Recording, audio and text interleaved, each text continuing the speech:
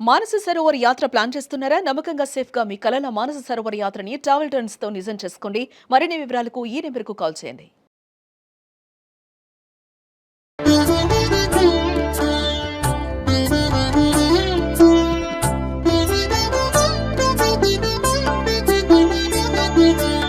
నమస్కారం. మాఘపురాణం 12వ అధ్యాయంలోకి వచ్చాం. ఈ పుణ్యక్షేత్రాల్లో మాఘ స్నానం ఎలాంటి ఫలితాన్ని ఇస్తుందో అది, ఆ తర్వాత ఎంతోమంది పుణ్యపురుషుల వృత్తాంతాలు, మాఘ స్నాన ఫలిత మహిమ, దానివల్ల వచ్చే ఫలితము, దాని మహత్యము ఈ దిలీప మహారాజుకి వశిష్ఠ మహర్షి చెప్పారు. ఇదంతా విన్న తర్వాత ఈయన ఏమన్నాడంటే, మహర్షి మీ కృప వల్ల అనేక వృత్తాంతాలు తెలుసుకుని కృతార్థుడినయ్యాను. అయితే నాకు ఒక సంశయం ఉంది. ఇప్పుడు అనుమానాలు వస్తాయి కదా, పురాణాలు వింటుంటే బోల్డెన్ డౌట్లు వస్తాయి. ఈ సంశయంతో ఏదైనా మరి ప్రశ్నిస్తే మరిన్ని కొత్త విషయాలు తెలుస్తాయి అన్నమాట. అందుకని డౌట్లు ఎక్స్ప్రెస్ చేస్తే ఎప్పుడూ మంచిది. ఏదైనా కథలు వినేటప్పుడు అది అలాగా ఇది ఇలాగా అని అడుగుతూ ఉంటే అప్పుడు కొత్త కథలు వస్తాయన్నమాట. ఇలా అడిగి ఏమడుగుతున్నాడంటే, మాఘమాసం నందు ఏ ఏ తీర్థాలు దర్శించాలో సెలవివ్వమని అడిగాడట. అప్పుడు వశిష్ఠుల వారు ఏం చెప్పారంటే, మాఘ స్నానానికి ఆసక్తి కలిగిన వాళ్ళకి ముఖ్యమగు తీర్థ మహిమల గురించి వివరిస్తాను, శ్రద్ధగా వినమన్నాడు. మాఘమాసంలో నదీ స్నానం ముఖ్యమైంది. మాఘ స్నానం చేయకుండా తీర్థములు సేవించినా చాలునని అనుకోవటం మాత్రం అవివేకం. చూసి రావడం అంటే వెళ్ళి పుణ్యక్షేత్రానికి వెళ్ళి చూసి రావడం కాదు, స్నానం క్షేత్ర దర్శనము రెండూ చేయాలన్నమాట. మాఘమాసంలో క్షేత్ర దర్శనం చేశామండి సరిపోతుంది అని భావించద్దు, స్నానం చాలా ముఖ్యమైంది. కాబట్టి ఆ మాసం ఎందుకు చెప్తున్నారంటే, ఈ మాట ఎందుకు చెప్పారు, మాఘమాసంలో ఏ నదిలో నీళ్ళైనా కూడా గంగ నీటితోటి సమానం అవుతాయి. అందుచేత మాఘమాసంలో నదీ స్నానం సర్వపాపహారమైనది, ఆవశ్యకమైనది కూడా. అలాగే ప్రయాగ అతి ముఖ్యమైన క్షేత్రం, త్రివేణి సంగమం అన్నమాట, ముఖ్యమైన క్షేత్రం. ఈ భరతఖండంలో అతి ప్రధానమైన నదుల్లో అత్యంత ప్రధానమైనది గంగా నది.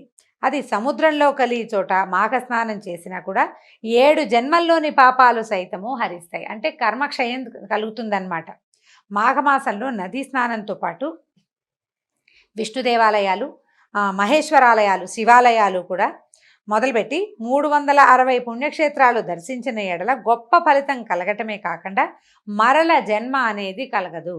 మనం మానవులం అంటే 360 క్షేత్రాలు ఎలా దర్శిస్తాము? కష్టం కాదు. ఒకసారి ఒక క్షేత్రానికి వెళ్ళాం, స్నానం చేసాం, ఆ పూట క్షేత్ర దర్శనం చేసాం, ఏదో 2-3 రోజులు ఉంటాము, తర్వాత ఇంటికి వచ్చేస్తాం కదా. పోనీ ఏ కాశీయో వెళ్ళామనుకోండి, కాశీ చుట్టుపక్కల బోల్డని ఉన్నాయి, వీరభద్రేశ్వర స్వామి ఉన్నాడు, ఇంకో గణపతి ఉన్నాడు, సాక్షి గణపతి, ఇంకా వరుసగా బోల్డ్ పేర్లు చెప్పుకుని ఈ గుళ్ళన్నీ చూస్తాం, అవన్నీ క్షేత్రాలుగా భావిస్తాం. కాశీ చుట్టుపక్కల ఏవో ఉన్నాయి, ఓ 10 రోజులు. తర్వాత ఇలాగ 360 పుణ్యక్షేత్రాలు చూడాలంటే ఎలా చూస్తామండి అంటే, సంవత్సరానికి ఇన్ని అని పెట్టుకోవాలి. సంవత్సరానికి ఇన్ని దేవాలయాల దర్శనం అనేది పెట్టుకోవాలి. ఇది వరకటి రోజుల్లో చూడండి, ప్రయాణాలు ఎంత కష్టం అండి, చాలా కష్టం. బళ్ళ మీద వాటి మీద వెళ్ళేవారు, కాలినడకన వెళ్ళేవారు. వెళ్ళిన చోట ఇప్పట్లాగా హోటళ్ళు, పూటకోళ్ళ ఇళ్ళు అవి ఎక్కడున్నాయి, అన్నం వండుకుని తినేవాళ్ళు. అవసరాలు తక్కువగా ఉండేవి. ఎక్కడైనా ఒక పంచ దొరికితే అక్కడ పడుకుని నిద్రపోయేవాళ్ళు. మిగిలిన వ్యవహారాలకి ఆటే ఇంపార్టెన్స్ ఇచ్చేవాళ్ళు కాదు. దర్శనానికి టికెట్లు, తర్వాత ఏమో దానికి టికెట్లు, రూములు బుక్ చేసుకోవటాలు, రూముల్లో ఏసీ ఉందా లేదా, వేడి నీళ్ళు వస్తాయా రావా, పిల్లలకి పాలు దొరుకుతాయా లేవా, ఈ ప్రయత్నాలు ఏం లేవప్పుడు, చేయటమే. అలాంటి కాలంలో కూడా 360 పుణ్యక్షేత్రాలు చూడాలని చెప్తున్నారు ఈయన. ఈ కాలంలో మనకి కొంత కుదురుతుందండి, ఈజీగా ఏం చేయొచ్చు, ఈ మాఘమాసంలో ఒక నదీ తీరంలో ఉన్నటువంటి ఒక క్షేత్ర దర్శనం పెట్టుకుంటాం, ఒక 5-6 రోజులు అనుకోండి, మళ్ళీ వచ్చే సంవత్సరం పెట్టుకుంటే సరిపోతుంది. ఇవి కాకుండా మధ్యలో మనం ఏదో సరదాగా ఊళ్ళు వెళ్తాం, ఏమైనా పెళ్ళిళ్ళు, పేరెంటాలు, ఫంక్షన్లు అవి వస్తే వాటి కోసం ఏదో ఊరెళ్తే ఆ ఊళ్ళో ప్రఖ్యాతమైన దేవాలయాల్ని దర్శించాలి. ఏదో పెళ్ళికి వెళ్ళి పరిగెత్తుకుంటూ వచ్చేయకుండా సమీప క్షేత్ర దర్శనం చేసే ఏర్పాటు కనుక పెట్టుకుంటే ఇన్ని 360 కాకపోయినా ఎన్నో కొన్ని దర్శనం చేసుకోగలుగుతాము. ఆ దర్శనం వల్ల మనకి తర్వాత జీవితాలు బాగుంటాయండి. ఈ గుళ్ళు గోపురాలు ఎవరు తిరుగుతారండి అంటే, ఆసక్తి ఉన్న వాళ్ళకే. ఆసక్తి ఉన్న వాళ్ళు ఈ పని చేయొచ్చు. ఎక్కడో పెళ్ళికి వెళ్ళాము, ఒక ఊరు వెళ్ళాము, విజయవాడలో పెళ్ళి, దుర్గగుడి చూసిరండి, మంగళగిరి చూసిరండి, అలాంటి ప్రయత్నం పెట్టుకోవాలి. అక్కడ ప్రఖ్యాతమైన క్షేత్రం ఏది ఉందో చూసుకుని అక్కడికి వెళ్ళి రావటం అనమాట. ఇలా చెప్తున్నారు. ఇక్కడ ఏంటంటే, త్రయంబకం అనే ముఖ్యమైన క్షేత్రం ఒకటి ఉంది. నాసిక్ త్రయంబకం అని చెప్తాం కదా, అది ఇక్కడ ఇది పడమటి కనుమలకి దగ్గరలో ఉంది. అక్కడే పవిత్ర గోదావరి నది జన్మించింది. నాసిక్ త్రయంబకంలో చిన్నగా పాయగా జన్మించినటువంటి గోదావరి నది మనకి ఎక్కడ అఖండ గోదావరిగా పరిణమిస్తుంది. అక్కడి నుంచి బయలుదేరి వచ్చి పడుమటి కనుమల్లోనే గోదావరి పుట్టిన స్థానంలో చిన్న పాయలాగానే కనపడుతుంది. తర్వాత ఈయన ఇవన్నీ కలుపుకుంటూ వెళ్ళి మనకి గోదావరి జిల్లాలో అక్కడ పుట్టిన గోదావరి నదికి జిల్లాలు ఇక్కడ ఏర్పడ్డాయి ఆంధ్రదేశంలో. భగవంతుడు ఇది ఎట్లా ఉంటుందండి, ప్రకృతి యొక్క వైచిత్రి, ప్రకృతి యొక్క మహిమ, దాని గురించే చెప్పుకోవాలి ఇక్కడ మనం. అయితే గౌతముడు తన గోహత్యా పాతకాన్ని పోగొట్టుకోవడానికి ఈశ్వరుని గురించి ఘోర తపస్సు చేశాడట. ఘోర తపస్సు చేసి గోదావరిని హత్య జరిగిన ప్రాంతానికి, గోహత్య ఎక్కడ జరిగిందో అక్కడికి ప్రవహింపజేశాడు. అదే కాకుండా మాఘమాసంలో గోదావరి యందు స్నానం చేసిన ఎడల సకల పాపాలు తక్షణమే హరించిపోవటం కాకుండా ఇహమందు పరమందు కూడా ఎంతో సుఖం లభిస్తుంది. ఇహమందు సౌఖ్యం లభిస్తుంది, పరమందు స్వర్గం లభిస్తుంది అని చెప్తారు. గౌతమి నదిలో మరికొన్ని ప్రసిద్ధమైన ఉపనదులు కూడా కలిసి తమ తమ స్నేహ సౌభ్రాతృత్వాన్ని చాటుకుంటూ ఉంటాయి. అలాగే పరంతప అనే ఉపనది ప్రవహించే చోట శివుడు లింగాకారంగా వెలిసి ఉన్నాడట. దానికి ఆవలగా ప్రభావం అనే క్షేత్రం కలదు. ఇది ప్రభాసమేమో అని భావిస్తున్నానండి. ఈ 2-3 పుస్తకాలు చూసినా ప్రభావం అనే కనపడింది నాకు. ఆ క్షేత్రం బ్రహ్మహత్యా పాతకాలని సైతం పోగొడుతుందట. ఇందుకు ఒక ఇతివృత్తం ఉంది, ఒక కథ ఉందని చెప్తున్నారు. సావధానంగా వినమన్నారు. విష్ణుమూర్తి నాభికమలమున పుట్టిన బ్రహ్మకు ఈశ్వరునకు తొలుత 5 తలలుండేవిటండి. 5 తలలుండేవిట. ఈశ్వరునకు పంచవక్త్రుడు, త్రినేత్రుడు అనే పేర్లు కూడా ఉన్నాయి, మనకు తెలిసింది. ఈశ్వరునికి పంచవక్త్రుడు అనే పేరుంది. బ్రహ్మ కూడా 5 తలలున్నాయి. అయితే ఈయనకి నాకు 5 తలలున్నాయి, నేనే గొప్పవాణ్ణి అనే వాదన. ఆయన నాకు 5 తలలున్నాయి కదా, నేనే గొప్పవాణ్ణి అనే శివుడు ఏదో వాదించుకునేవాళ్ళు.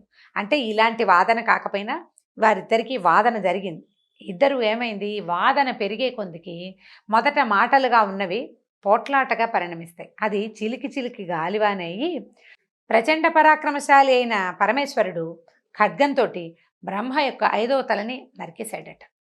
తలని ఉత్తరించాడు. ఎప్పుడైతే ఈ బ్రహ్మదేవుడి తల ఉత్తరించబడిందో శివునికి బ్రహ్మహత్యాపాతకం చుట్టుకుంది.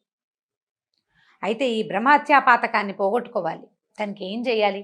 ఈ శివుని బ్రహ్మ యొక్క తల కపాలంగా శివుడి చేతికి అంటుకుపోయింది. అయితే ఈయన ఏం చేశాడట, ఈ ముల్లోకాల్లోనూ భిక్షం అడిగి ఈ భిక్షాపాత్ర నిండితే, ఎప్పుడైతే ఈ కపాలం ఉందో అది నిండితే బ్రహ్మహత్యాపాతకం పోతుంది. ఈయన ఈ పాత్ర పట్టుకుని భిక్షకి బయలుదేరాడు, భిక్షాటన చేస్తున్నాడు. భూలోకంలో కూడా వచ్చాడట. ఎక్కడ ఎంత పోసినా ఆ పాత్ర మింగేస్తోంది, కానీ ఆ పాత్ర నిండడం లేదనమాట. అయితే భూలోకంలోకి వచ్చి అక్కడున్న భూలోకంలో ఉన్న ఋషులని మునులని వాళ్ళందరి దగ్గర భిక్షాటన చేస్తున్నాడు. ఈ చేస్తూ ఉండగా ఏమైందట, సప్తర్షుల యొక్క భార్యలు వాళ్ళ సప్తర్షి యొక్క ఆశ్రమాల దగ్గరికి వచ్చాడట. ఆయన జగన్మోహనాకారుడైన ఈ శివుణ్ణి చూసేసరికల్లా భిక్షుకుణ్ణి చూసి మోహానికి గురైపోయారట సప్తర్షుల యొక్క భార్యలు. పదే పదే భిక్షం వేసేవారట ఆయన పాత్రలో.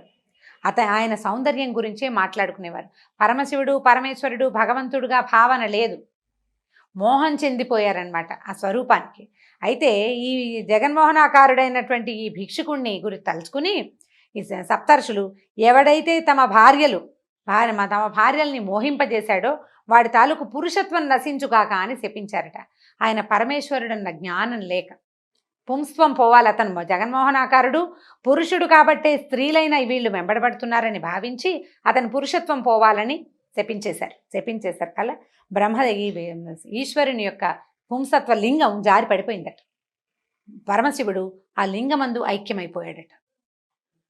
అయిపోయేసరికల్లా ఈ ప్రచండమైన పరమేశ్వర శక్తిని ధరించినటువంటి ఆ లింగం విపరీతమైన మహిమాన్వితంగా తయారైంది, మండిపోతోందట. ఎంత తేజస్సోట దాని నుంచి చుట్టుపక్కల మనుషులు నిలవలేకపోయారు. మునులు కూడా తెలుసుకున్నారు ఎలాంటి పొరపాటు జరిగింది, తమ ఏం చేశాము అనేది తెలిసింది. అయితే ఈ పరమేశ్వరుని శక్తిని ఇముడ్చుకుని లింగాకారంగా భూమి మీద నిలబడి ఉన్నటువంటి ఆ అంగము అది ఎలాంటి శక్తి వస్తుందంటే అందులోంచి బయటికి ప్రపంచాన్ని లయం చేయగలిగే శక్తి అందులోకి వచ్చేసింది అనమాట. దాంతో ఈ భయంకరాకారంతో కోటి సూర్య తేజస్సును కలిగి ఉన్న ఆ లింగ రూపాన్ని చూసేసరికల్లా దేవతలు, బ్రహ్మదేవతలు, విష్ణుమూర్తి అందరూ పరుగున అక్కడికి వచ్చారట. ప్రళయం సంభవిస్తుందని భావించారు. దాంతో వీళ్ళు వచ్చి ఏం చేశారంటే ఆయనని ఓదార్చి పరమేశ్వరుని ప్రయాగ క్షేత్రానికి తీసుకువెళ్ళారట. అక్కడ ప్రయాగ క్షేత్రంలో ఈ గంగానదిలో ఒకసారి ఆయన్ని స్నానం చేయించి ప్రయాగ క్షేత్రంలో గంగ ఉందని, ఆనాటికి గంగ ఉందో లేదో మనం కథలో ఎక్కడా చెప్పబడలేదండి.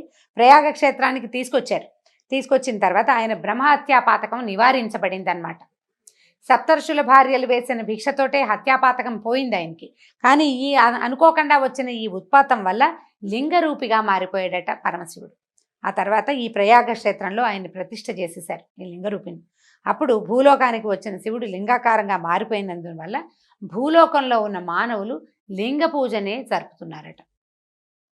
ఆ తరువాత బ్రహ్మాది దేవతలంతా ప్రయాగ క్షేత్రం అత్యంత మహిమాన్విత క్షేత్రం భూలోకంలో.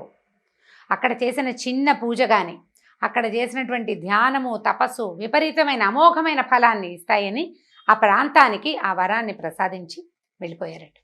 ఈ రకంగా పరమేశ్వరుడు లింగరూపిగా భూలోకంలో స్థిరపడిపోయాడని దిలీప మహారాజుకి వశిష్ఠ మహర్షి తెలియజేశారు. దీంతో 12వ అధ్యాయం పూర్తయిందండి. రేపు 13వ అధ్యాయంలో మళ్ళీ కలుసుకుందాం. నమస్కారం.